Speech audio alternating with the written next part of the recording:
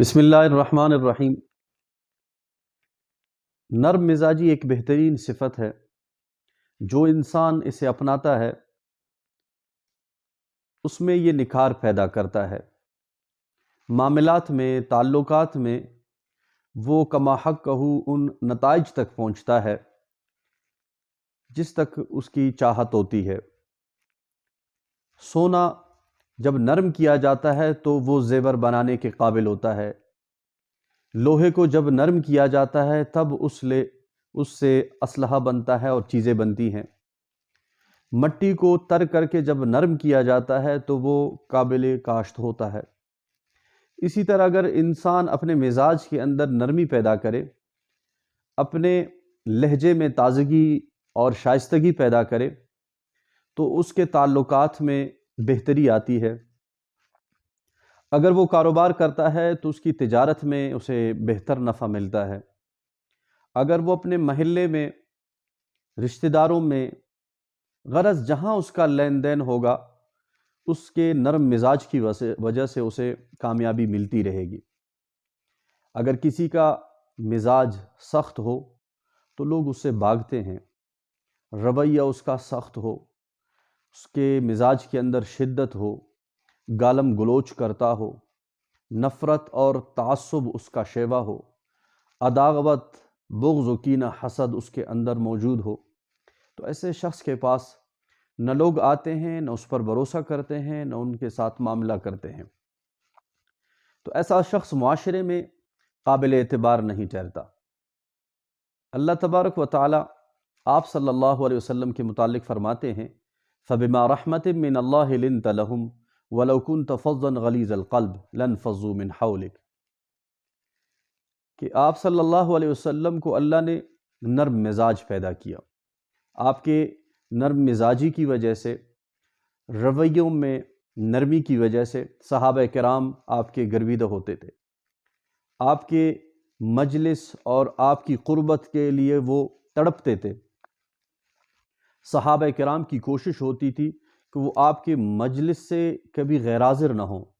اس کی بنیادی وجہ یہی ہے کہ آپ صلی اللہ علیہ وسلم کا مزاج نرم تھا۔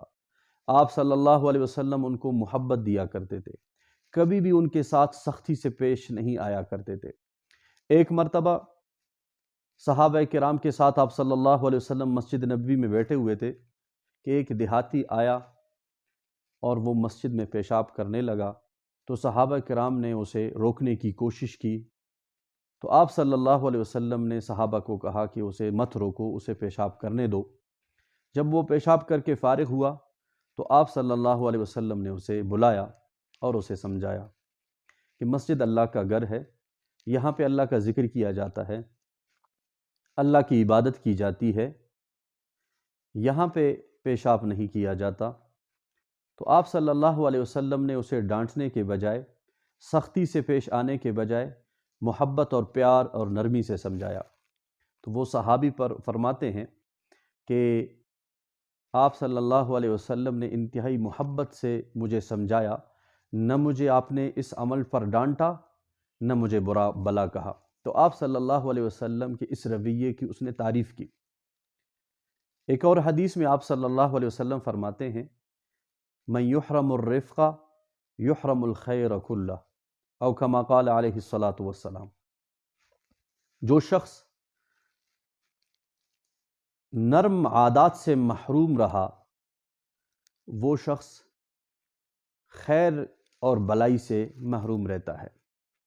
اگر آپ کے پاس نرم رویہ نہیں ہے، نرم عادات نہیں ہیں، آپ کا مزاج سخت ہے، رویہ آپ کا سخت ہے، تو کبھی بھی آپ یہ توقع نہ رکھیں کہ آپ کو خیر ملے گا، کبھی بھی آپ یہ توقع نہ رکھیں آپ کے معاملات بہتر اور اچھے انجام کو پہنچیں گے، کیونکہ آپ کی اس رویے کی وجہ سے لوگ آپ سے دور بھاگیں گے، لوگ آپ سے جان چھڑائیں گے۔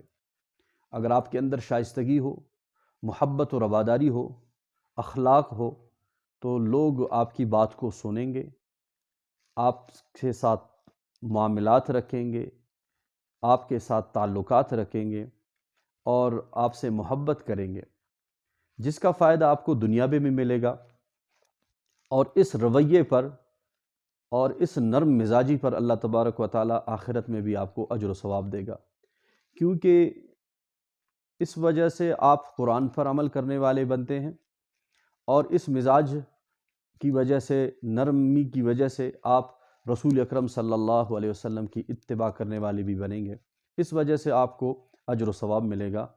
دعا ہے کہ اللہ پاک ہمیں نرم رویہ رکھنے کی توفیق عطا فرمائے۔ وما علینا الا البلاغ۔